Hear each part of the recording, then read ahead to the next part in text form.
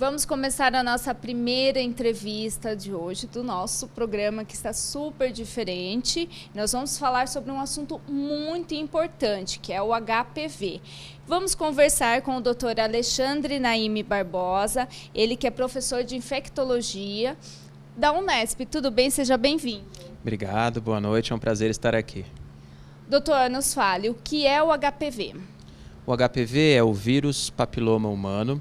Ele é um vírus transmitido principalmente, mas não exclusivamente, através de relações sexuais. E é um vírus que ele pode causar dois tipos de problema no ser humano. Ele pode causar verrugas, popularmente conhecida como verrugas, e também pode causar alguns tipos de câncer. E qual a relação entre o HPV e o câncer? Que tipo de câncer ele pode causar? O principal tipo de câncer, sem sombra de dúvida, é o câncer de colo de útero, que acomete então as mulheres. Mas ele também está relacionado a vários tipos de cânceres no ânus, no reto, cânceres também localizados na vulva, na vagina, no pênis e também na garganta. Então é um vírus que, onde ele tem implantação, principalmente através das modalidades de relação sexual, ele pode vir a causar câncer. Gente, olha quantas doenças aí é realmente causado pelo HPV. Então, vocês fiquem ligadinhos, preste atenção na nossa entrevista, porque realmente é importante, principalmente para nós mulheres, né, doutor? Exatamente, porque, como eu falei, nos órgãos genitais, a prevalência de câncer causada pelo HPV é maior. E o que acontece? No homem, como a genitália do homem é externa, fica muito fácil do homem perceber qualquer tipo de alteração e procurar o médico. Já a mulher, a vagina é um grande órgão interno, essas lesões passam desapercebidas ao olho nu. Então, por isso a importância de, pelo menos uma vez ao ano, toda mulher que já iniciou a vida sexual ativa, realizar o Papa Nicolau, que é um exame que, entre outras coisas, se presta a fazer o diagnóstico de lesões causadas pelo HPV. E tem outros tipos de HPV? Na verdade, o HPV tem mais de 100 tipos, alguns deles causam câncer, outros não. Os principais, os mais envolvidos com relação ao câncer é o 16 e o 18, e em relação à verruga, o 6 e o 11.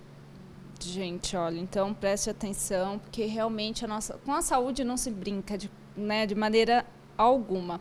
Quais os riscos de uma mulher infectada que tem o HPV, desenvolver um câncer no colo do útero? O risco é muito maior? Muito maior. As mulheres que não entraram em contato com o HPV por qualquer motivo, principalmente que o parceiro não tinha o HPV, elas são muito protegidas de ter o câncer de colo de útero. Até 95% de todos os cânceres de colo de útero estão causados, têm como etiologia principal o HPV. Então, a mulher que teve contato com o HPV, ela tem uma chance em torno de 1 entre 200 a 1 entre 500 de desenvolver câncer durante toda a vida dela. Geralmente, as mulheres entram em contato com o HPV logo nas primeiras experiências sexuais. Esse vírus fica incubado, ele fica latente por muito tempo e depois de 20, 30, 40 anos, ele então vai desenvolver o câncer. É isso que eu já ia perguntar, doutor. Ele é transmitido através de relação sexual. E assim, é o homem que transmite ou isso é uma corrente? É o homem, a mulher, independente? Como que é? Tanto faz. Quem entrou primeiro em contato com o vírus vai transmitir para o parceiro. Existe uma principal modalidade, já vamos entrar nesse assunto então, a principal modalidade de transmissão do HPV, sem sombra de dúvida, é o sexo. Só que não é exclusivo.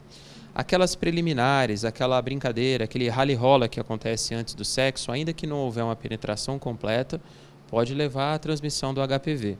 Por isso, não é incomum que meninas que são virgens, que têm o ímen íntegro, meninas que tiveram apenas pequenas brincadeiras, pequenas iniciações sexuais, possam ter já o HPV, mesmo sem ter tido penetração. Então, é um vírus de muito fácil transmissão.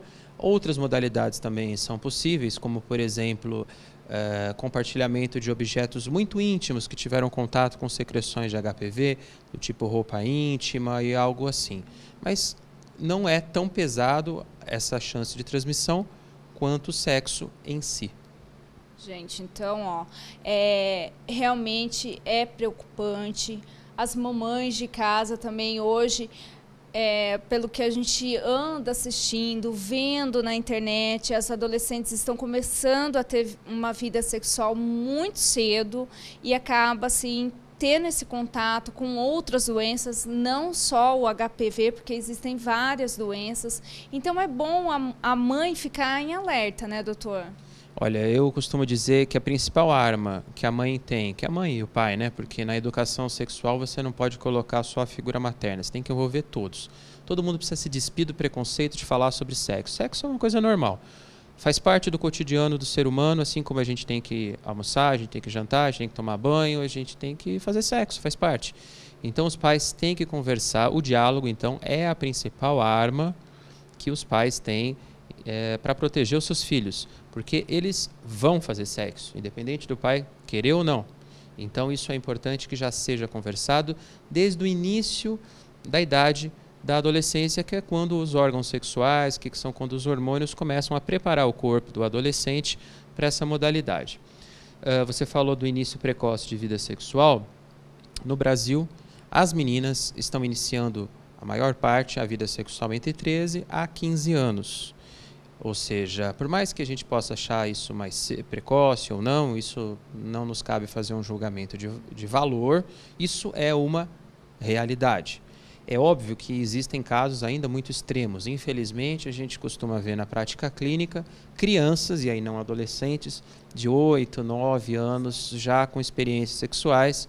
Isso realmente é completamente inadequado, porque o corpo da criança não está pronto.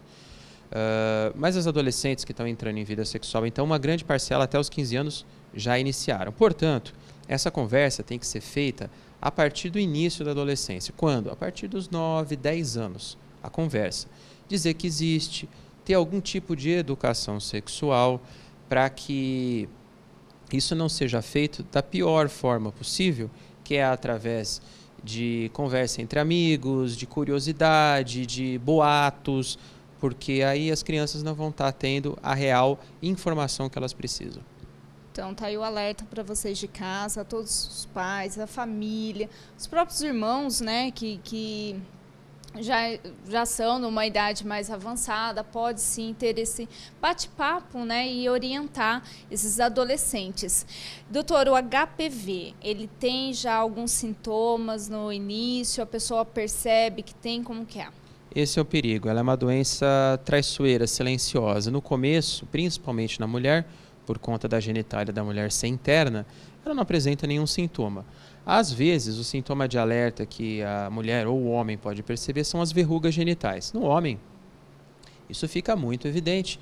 É popularmente conhecido como crista de galo, jacaré. São aquelas verrugas que acontecem principalmente no prepúcio, que é aquela região que fica embaixo da cabeça do pênis, e que então o garoto percebe. Na mulher, às vezes essas verrugas são externas, acontecem na vulva, ou então na área externa da vagina, ou às vezes no períneo, perto do ânus, então fica mais fácil.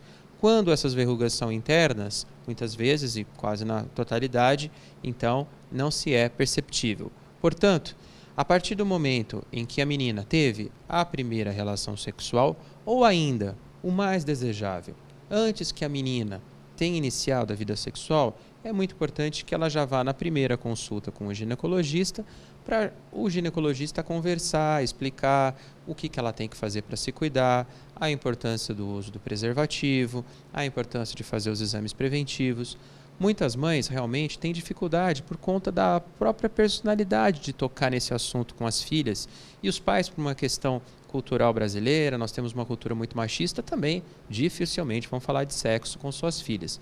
Talvez aí o ginecologista ou mesmo o pediatra, o herbiatra, que é o que trata de adolescentes, possa introduzir esse assunto de forma mais reservada com os adolescentes e preparar o corpo, preparar a cabeça deles para eles poderem usar o corpo. A questão é usar inteligentemente o sexo. Você tem uma ferramenta de prazer, uma ferramenta de reprodução, é o seu corpo. É como fazer atividade física. Você não pode sair por aí correndo feito um doido, que você vai se machucar, você pode ter problemas do coração e tudo mais. Sexo é a mesma coisa. Você precisa fazer com responsabilidade, com orientação. Então, doutor, nos fale, como que é feito esse diagnóstico? Na maioria das vezes, já chegam no consultório, já está naquele período super avançado, ou ainda dá tempo de realmente curar o HPV? Olha, falando especificamente do principal impacto do HPV, que é o câncer de colo de útero, a sua pergunta tem várias respostas dependendo de onde a gente olha. O Brasil é um país muito heterogêneo, muito diferente nas mais diversas regiões. Por exemplo, aqui na região sudeste, em regiões que a gente tem uma cobertura de Papa Nicolau razoavelmente adequada, a gente consegue fazer os diagnósticos de lesões pelo HPV numa fase mais inicial, que é conhecido como NIC1, quando as lesões então estão mais fáceis de você fazer terapias que consigam eliminar o vírus. As mulheres conhecem que é a cauterização, às vezes faz um outro que chama conização, enfim, são lesões mais precoces. Agora, se você for para lugares do Brasil, principalmente na região norte e nordeste, onde além de pobreza, existe uma dificuldade muito grande de locomoção, principalmente das equipes de saúde e tudo mais, o diagnóstico infelizmente é muito tardio, as mulheres descobrem o câncer num estágio muito avançado, muitas vezes com metástase, e o tratamento obviamente fica muito prejudicado. Portanto, toda mulher que já iniciou a vida sexual, e mesmo a que não iniciou, mas principalmente as que já tiveram algum tipo de relação, devem obrigatoriamente fazer o exame de Papa Nicolau pelo menos uma vez ao ano. Existem alguns grupos de mulheres que devem fazer até mais uma vez por ano, dependendo, obviamente, da situação, mas isso o ginecologista vai orientar com cuidado. Então é feito através do Papa Nicolau. Essa é uma das importâncias de realmente a mulher colher o Papa Nicolau. Gente, é muito importante. Tem o HPV, tem o câncer, tem várias coisas que realmente são diagnosticadas através do Papa Nicolau, né? O Papa Nicolau, acho que a principal missão dele, com certeza, é fazer o diagnóstico precoce das lesões potencialmente cancerígenas, neoplásicas do HPV. Mas ele tem outras funções. Ele detecta, por exemplo, a presença de infecções bacterianas, popularmente conhecidas como corrimento, vaginose, algumas infecções fúngicas causadas por cândida e outros vários agentes que inclusive podem ser transmitidos pelo sexo, clamídia e uma série de outras, que então o Papa Nicolau serve para fazer esse diagnóstico de saúde, principalmente sexual da mulher. E aí, isso tem vários desdobramentos. Além da importância de prevenção do câncer do colo do útero, essas infecções podem inclusive levar à perda da capacidade reprodutiva da mulher, dor na hora da relação sexual e uma série de outros problemas que inclusive pode levar à morte, que é a disseminação dessa infecção quando ela sobe da vagina e ela alcança os órgãos internos do aparelho reprodutivo feminino, uma doença chamada doença inflamatória pélvica, DIP. Então, o Papa Nicolau ele é muito importante por toda essa série de fatores que a gente está discutindo. E, doutor, quantas vezes é indicado para fazer o Papa Nicolau? Sem sombra de dúvida, pelo menos uma vez ao ano. Pelo menos uma vez ao ano é o mínimo que você pode aceitar. Dependendo da situação clínica, das mais variadas doenças que podem acometer a mulher, isso pode ter que ser feito a cada 6 meses, a cada 3 meses, e aí isso depende, obviamente, da orientação do ginecologista. Nós vamos entrar numa questão agora, realmente, que é a campanha da vacinação contra o HPV. Gente, antigamente, as mulheres realmente elas teriam que, para tomar essa vacina, tinham que recorrer a um consultório, né, um laboratório que fornecesse, e você pagava muito caro, né, devido à nossa situação hoje, né, do Brasil, é uma vacina cara. E as mulheres não faziam isso. Hoje não. Hoje o governo disponibilizou as vacinas para as adolescentes e a campanha está assim no auge. Só que tem uma coisa, tem muitas mães que não estão deixando as filhas tomarem a vacina devido porque a filha talvez é um incentivo para a filha começar uma vida sexual. Eu acho isso uma besteira, doutor, porque é a vida, é a saúde da filha e a gente tem que pensar por esse lado, não é verdade? O seu carro tem airbag? O meu tem airbag. Eu comprei um carro com airbag não é porque eu pretendo bater com ele no poste. É porque caso eu bata com ele no poste, ele vai me proteger. A vacina é a mesma coisa. Você não vai dar uma vacina pensando em pegar uma doença. Você vai pegar uma vacina porque caso você entre em contato com esse vírus você está protegido.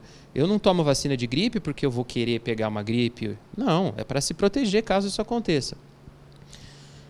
Essa vacina de gripe, essa vacina contra o HPV, talvez seja uma das mais importantes medidas de saúde pública desse século, feito pelo Brasil.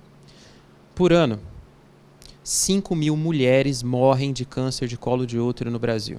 5.000 mulheres. Todas essas mortes poderiam ser evitadas se essa vacina existisse há mais tempo. Essa vacina ela foi introduzida no mercado há cerca de 7, 8 anos, no mercado internacional. No Brasil ela chegou em 2007, 2008. Como você bem disse, ela estava disponível em clínicas particulares de vacinação. Se você for numa clínica particular, hoje em dia você paga algo em torno de 600, 700 reais para ser vacinado, as 3 doses.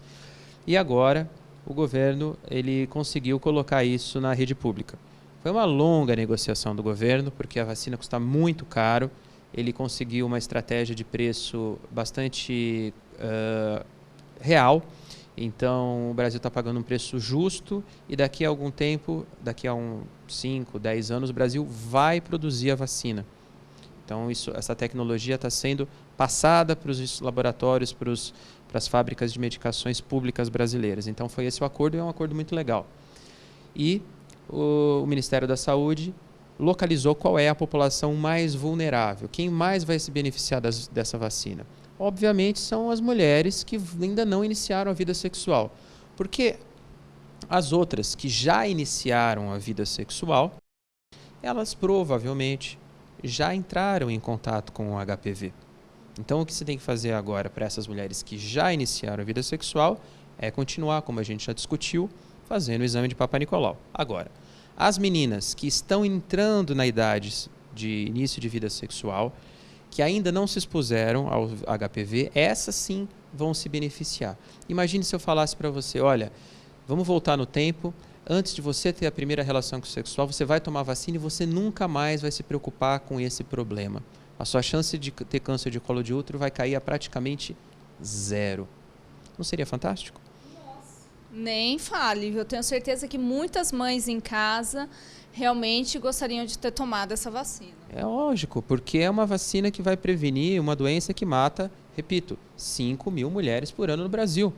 Isso é um número muito grande. Câncer de pênis, esse vírus causa cerca de 1.200 cânceres de pênis todo ano no Brasil. É muita coisa. Foi escolhido primeiro o grupo das meninas porque elas sofrem, elas têm maior impacto em relação a essa doença. E por que a faixa etária dos 11 aos 13 anos? Porque a maioria esmagadora dessas meninas de 11 a 13 anos ainda não iniciaram a vida sexual. Portanto, elas vão se beneficiar de grande importância com essa vacina. As que têm maior idade, mesmo as que não tiveram vida sexual, ficaram fora, porque realmente você tem que ter um público-alvo. Mas, provavelmente, mais para frente, a partir do momento em que a vacina esteja produzida pelos órgãos governamentais, essa faixa vai ser aumentada. No ano que vem, a gente já vai diminuir essa faixa etária para dar 9 a 11 anos. E depois, a partir de 2016, sempre a partir dos 9 anos. Porque aí o corpo da criança já está pronto para produzir os anticorpos e aos 9 anos realmente é muito difícil que alguém, apesar de ter caso, né, é muito difícil que as meninas já tenham iniciado a vida sexual. Mas eu insisto, essa vacina ela é fundamental para garantir uma tranquilidade para a vida da menina, porque esse vírus ele está presente em 90% das pessoas que já tiveram experiência sexual. E não há motivo para imaginar que você dar a vacina vai incentivar o início de vida sexual. Uma coisa não tem nada a ver com a outra. Você está somente protegendo a sua filha de quando no futuro, quando ela for ter a relação sexual, ela já está protegida. E lembrando sobre isso, gente, essa vacina é para proteger contra o HPV, mas tem outras doenças que a mãe tem que orientar seus filhos, suas filhas, para estarem usando, se protegendo, a camisinha, enfim, de outras doenças. Esse é um ponto fundamental que você tocou. Veja bem, o HPV ele pode ser transmitido inclusive com o uso do preservativo, porque o preservativo ele não recobre toda a superfície, toda a extensão do pênis. O preservativo, quando você desenrola completamente, fica uma área na base do pênis em que o preservativo não consegue cobrir. E mesmo o saco escrotal pode ser lugar onde o HPV se abriga. Na mulher, a mesma coisa. A área externa da vulva, da vagina, ali você pode ter implantação do HPV e transmitir para o menino. Portanto, o preservativo ele é fundamental, ele é perfeito para evitar a transmissão de sífilis, a transmissão do HIV, a transmissão do vírus da hepatite B. Mas ele não é 100% efetivo na transmissão do HPV. Portanto, a gente tem que somar esforços. Os adolescentes que estão iniciando vida sexual, as meninas têm que ser vacinadas para o HPV e orientadas a sempre usar o preservativo, o que não está acontecendo. Na sexta-feira passada, saiu uma grande pesquisa que foi feita pela Universidade Federal de São Paulo, a Unifesp, Escola Paulista de Medicina, sobre os hábitos de risco de adolescente. Adolescente é uma pessoa que não tem percepção de risco. Ele vive o momento, ele quer o prazer instantâneo, ele não pensa no dia da manhã, porque faz parte da essência da personalidade do adolescente. Então, ele bebe e dirige, ele não usa o preservativo, ele consome drogas sem nenhum tipo de consequência. É muito importante, então, que os pais conversem com essa população, porque 40% das meninas entre 13 a 25 anos, que é quando a mulher vai ter a primeira relação sexual, 40% nunca usaram ou usam muito pouco preservativo. Então, é uma situação de vulnerabilidade da mulher. E a mulher é a mais afetada. É ela que pega mais HPV, é ela que pega mais HIV, é ela que pega mais sífilis, porque a genitália feminina ela é muito grande internamente. Então fica muito mais fácil ela adquirir todas essas doenças. Bom, eu tenho que agradecer ao Dr. Alexandre por estar aqui no programa hoje, tirando todas essas nossas dúvidas sobre um assunto muito importante que está em evidência. Então, vocês de casa, realmente, existe a campanha, os profissionais da saúde estão indo até as escolas, estão vacinando essas adolescentes. Então, mamãe, papai, deixe que vacine mesmo, porque realmente é a vida das suas filhas, né? E depois tem outros casos também que vocês podem evitar.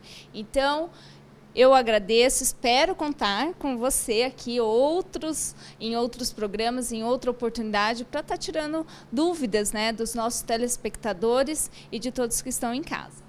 É um prazer participar. Eu, sinceramente, acho que nas responsabilidades de um professor universitário tem esse lugar para você fazer uma devolução da informação, devolução da ciência para a população, e fico à disposição. Bom, então tá aí, gente, espero que vocês tenham gostado da nossa informação aqui desse assunto tão importante. E ó, fiquem ligadinhos porque o programa vai a um rápido intervalo.